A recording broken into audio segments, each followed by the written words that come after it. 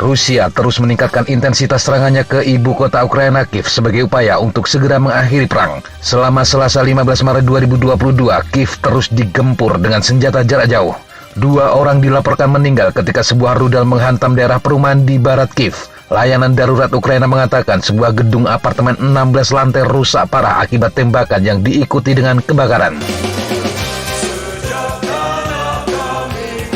Serangan terpisah menyebabkan kerusakan pada bangunan 9 lantai di distrik yang sama. Setidaknya 4 bangunan tempat tinggal di ibu kota Ukraina terkena serangan pada Selasa pagi.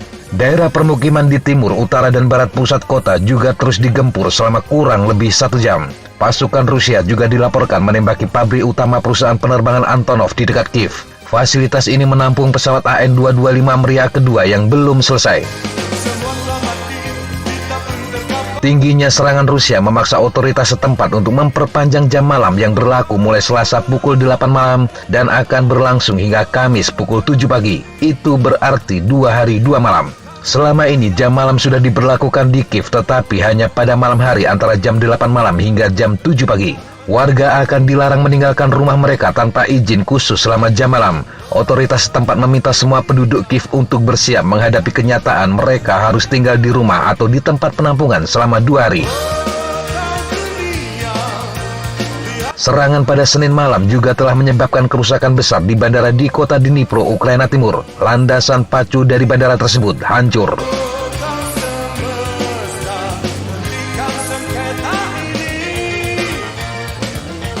Di bagian lain, pasukan Rusia terus mengepung Mariupol, sementara citra satelit komersial menunjukkan bahwa sekelompok kapal angkatan laut Rusia yang diposisikan di lepas pantai barat Crimea sebagian besar tetap di tempatnya. Ada kekhawatiran selama berminggu-minggu terakhir, Kremlin mungkin akan meluncurkan serangan baru di sepanjang garis pantai Laut Hitam Ukraina. Serangan termasuk pendaratan amfibi sebagai bagian dari upaya untuk merebut kota pelabuhan Odessa, tetapi sejauh ini hal itu belum terwujud. Namun kapal perang amfibi Angkatan Laut Rusia dan kapal lainnya tiba di Berdyansk. Pasukan Rusia merebut kota pelabuhan di Laut Azov tersebut pada 27 Februari 2022, hanya beberapa hari setelah invasi dimulai.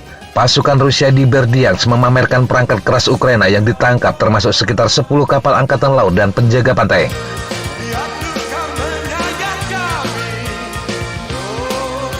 Situasi di Kiev bisa dikatakan semakin kritis, namun pasukan Ukraina yakin bisa tetap mempertahankan ibu kota tersebut.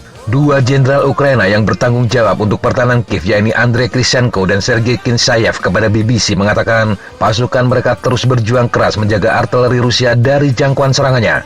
Mereka juga menjelaskan mengapa yakin ibu kota memiliki kekuatan yang akan membuat perbedaan dalam melawan Rusia.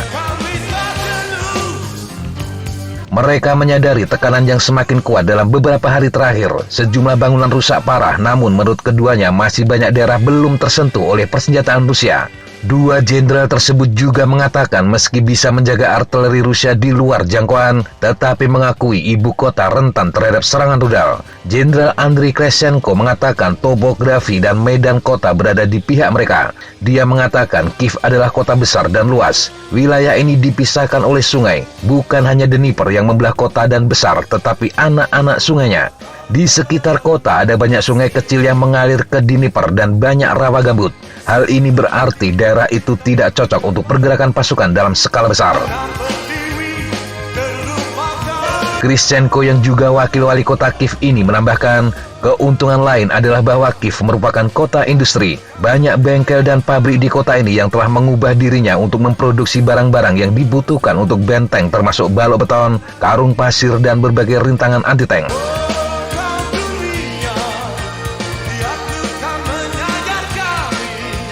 Dia juga menjelaskan pasukan Ukraina telah menyerang dan menghentikan gerakan maju dari 2 pergerakan utama pasukan Rusia. 1 dari timur dan 1 lagi dari barat laut, termasuk kolom pasukan Rusia sepanjang 64 km yang banyak dibicarakan. 2 jenderal ini mengatakan kolom pasukan itu telah diserang dan dipaksa untuk bubar. Keduanya meyakini mereka bukan lagi ancaman. Ukraina juga telah mengerahkan kekuatan yang terorganisir dengan baik dan bersenjata lengkap serta menghancurkan sejumlah jembatan strategis. Ini akan menjadikan Rusia kesulitan untuk menyeberang, salah satunya di daerah Irpin. Wilayah tersebut adalah dataran rawa rendah dan Jenderal Ukraina yakin Rusia tidak bisa melewatinya. Jika mereka menggunakan ponton untuk menyeberang sungai, pasukan Ukraina akan siap untuk menghancurkan mereka.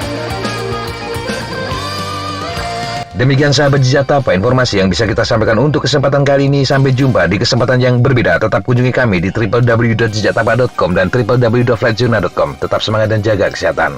Salam, fly like an eagle, fight like a falcon.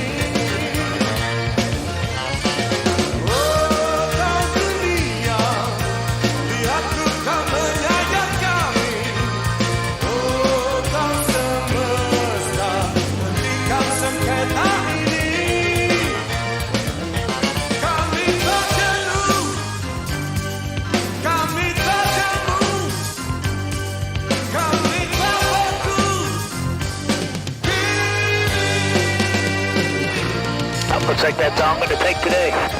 Okay, sir. Thanks for coming. Have a good flight. And thank you guys. Appreciate it.